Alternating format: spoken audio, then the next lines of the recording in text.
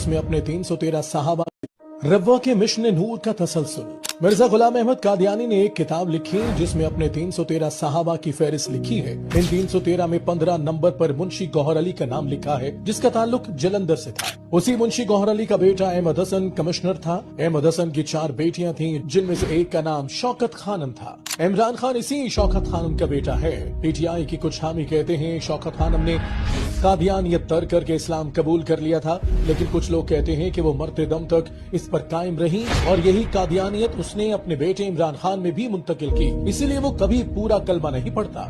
इमरान खान को तमाम कादियानी सपोर्ट करते हैं और खुलकर करते हैं। रब्वा से जारी होने वाले जरीदों में भी इमरान खान को सपोर्ट किया जाता है। इमरान खान ने एक इंटरव्यू में ये भी कहा था कि महज रसूल अल्लाह और आखिरी रसूल न मानने पर कादियानियों को काफिर कहना दुरुस्त नहीं।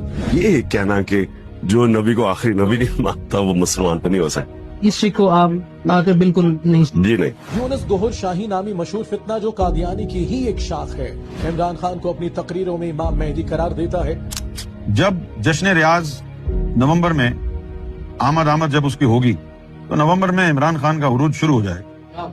कादियानियों के पहले खलीफा हकीम मौलाना नूरुद्दीन ने कादियानियत की तबलीग और इसके फरोग के मिशन को मिशन नूर का नाम दिया था।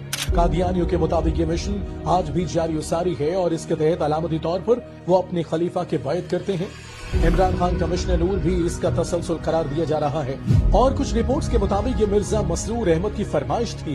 पाकिस्तान के तमाम उलमा इमरान खान के इस नाम निहाद मिशन नूर को दीन को सियासी मकासद के लिए इस्तेमाल करने की जसारत और नई बिदअत करार दे रहे हैं। इनमें से अक्सरियत की राय है कि इमरान खान ने अल्लाह को राजी करना है तो अपनी पूरी पार्टी के साथ मस्जिद नबवी सल्लल्लाहु अलैहि वसल्लम में की गई गुस्ताखी पर इज्तिमाई तौबा कर ले, कादियानियों वाले काम न करे।